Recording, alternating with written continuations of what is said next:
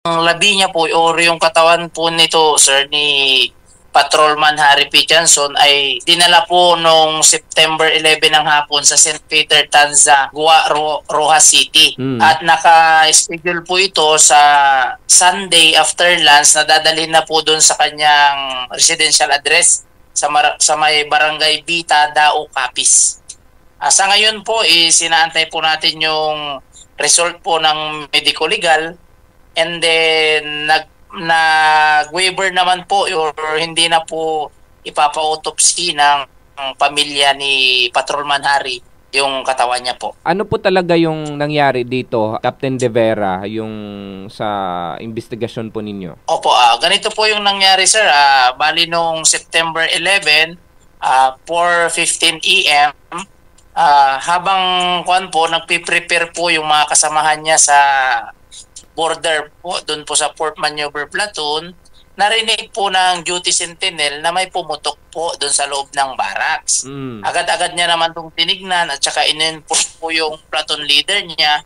Yun po, nakita nila na si Patrolman Harry is duguan sa may parting uluhan niya. Kaya agad-agad po silang tumawag ng MDR-RMO, which is nadala naman nila sa Altabas District Hospital. Then po tinawag na rin po nila sa Altabas Municipal Police Station and nag-request na rin po sila ng SOCO para mag-conduct po ng investigation. Yun po ang nangyari nung September 11 po, Sir Darwin. Opo. So ano po yung na-recover doon sa crime scene at ano po yung sitwasyon ng biktima?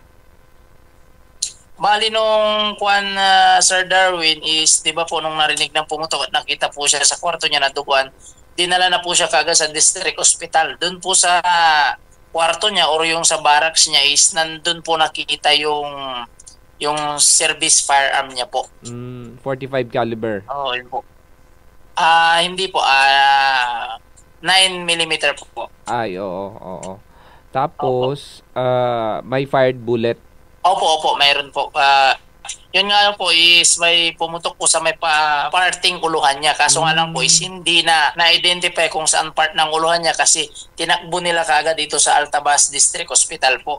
Tapos tinreat pa po doon na binandisan pa yung ulo niya. Pero hanggang doon na po siya, yung nabawian na po siya ng buhay po. Ano ito? Dead on the spot o buhay pa ito nung naisugod sa hospital? Sir Darwin, yes po, actually Sir Darwin is nadala pa po nila po to sa ospital. Hanggang doon na lang po dineclare na dead on arrival po. Dead on arrival, oo. So kwarto niya po kung saan siya nakita? Opo, sa may mismong kwarto niya kung saan po siya natutulog po. So meron pala... Actually sa kwarto niya, yes po. Actually po Sir Darwin, doon sa kwarto niya is mag-isa niya lang po siya doon. Yung sa may barracks niya yung kwarto niya. Oo. So ano po yung tinitingnang anggulo dito? Ano po yung nangyari? Paano pong nagkaroon ng tama ng baril itong tama ng bala ng baril itong biktima? Sa ngayon po Sir Darwin, ang makapagkakuan siguro po yan is initially po, sa ngayon po is initial is nagkaroon po talaga ng yung firing po doon sa kwarto niya, pero tinitignan po yung anggulo po dito kung yun nga po yung accidentally, yun po yung tinitignan na investigation po ng Altabas Municipal Police Station po. At ng SOCO. Po. Pero wala naman pong ano dito, iba na involved sa nasabing pagkamatay nung tropa po natin. Wala po Sir Darwin kasi po yun po actually umaga po nun is alas 4 nakikita pa po nila siya na gumising kasi that day September 11 is magkakaroon sila ng physical fitness test dito po sa New Buswang sa Aklan PPO po. Tapos nagulat nga lang po sila na while they are preparing po nag-uniform tapos kakapi-kapi, yun po yung biglang narinig po nila na may pumutok at saka tinignan po nila dun sa may kung kaninong kwarto, and then yun suddenly nakita po nila sa kwarto po ni Harry. Oo. Patrolman po siya, no? Yung ranko niya.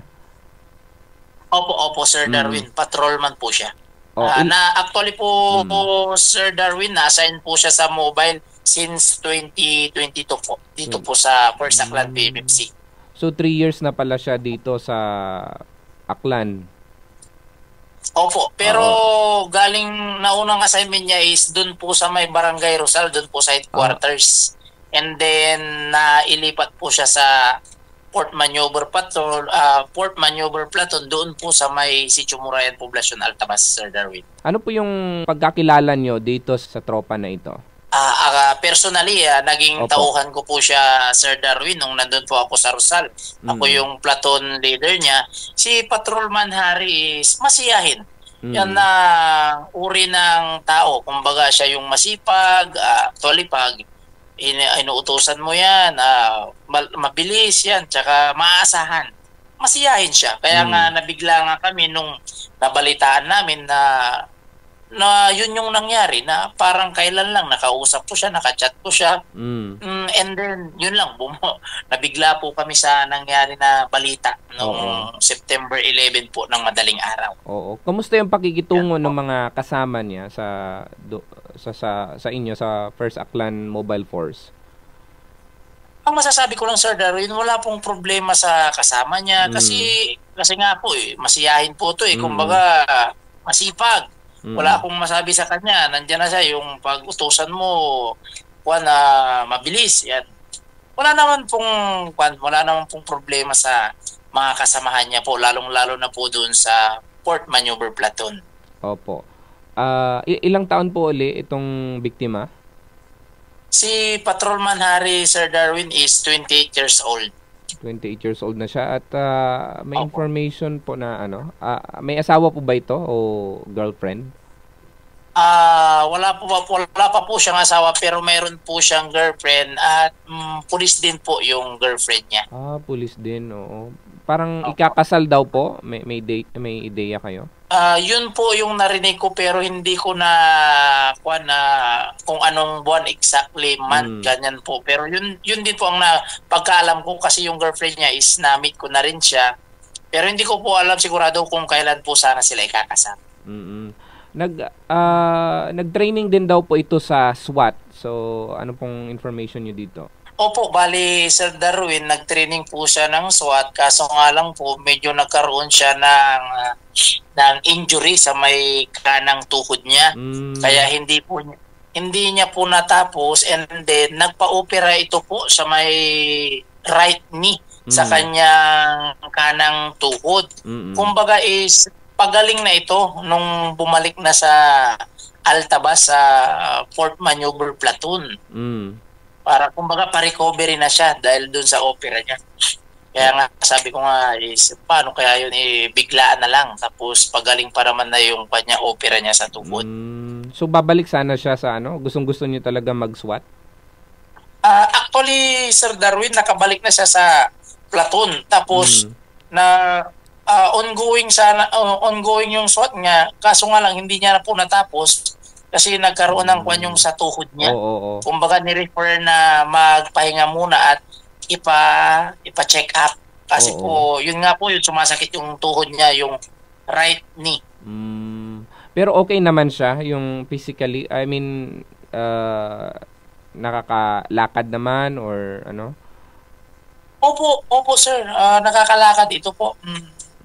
Okay. Oo. So, kumusta, ano po yung plano ninyo? Siyempre, kasama nyo po ito, itong namatay. So, ano po yung tulong ng First Aklan Mobile Force Company sa pamilya?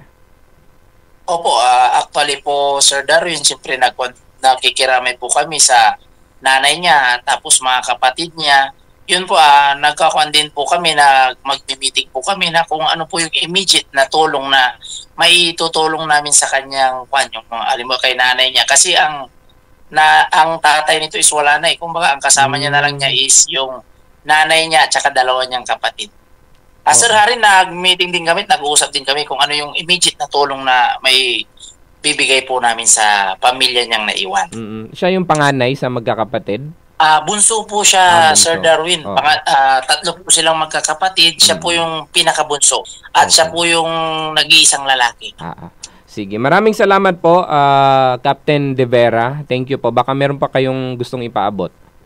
Yun lang po, Sir Darwin. Maraming salamat po sa pag-interview po. Siyempre, yun nga po, nakakalungkot po ang nangyari na nawalan po tayo ng kasamahan na biglaan. Yun po. Sa payo ko lang po sana ay siyempre hindi naman po kami nagkulang. Parati kami nagsasabi na mag-ingat. Lalong-lalo na pagdating sa barrel. And then, siyempre po, always po kami nag-communicate sa aming mga subordinates. Nandyan po yung team leader nila, yung platoon officer nila, na kung may mga problema, magsabi lang po. Lalo na po na andito po tayo na ready tumulong para mabigyan po ng solusyon kung ano man po yung sakaling may problema po. Yun lang po, Sir Darwin. Sige po. Maraming salamat, no, si Police Captain Richard De Vera, do Deputy Spokesperson, 8th Aklan Provincial Mobile Force Company.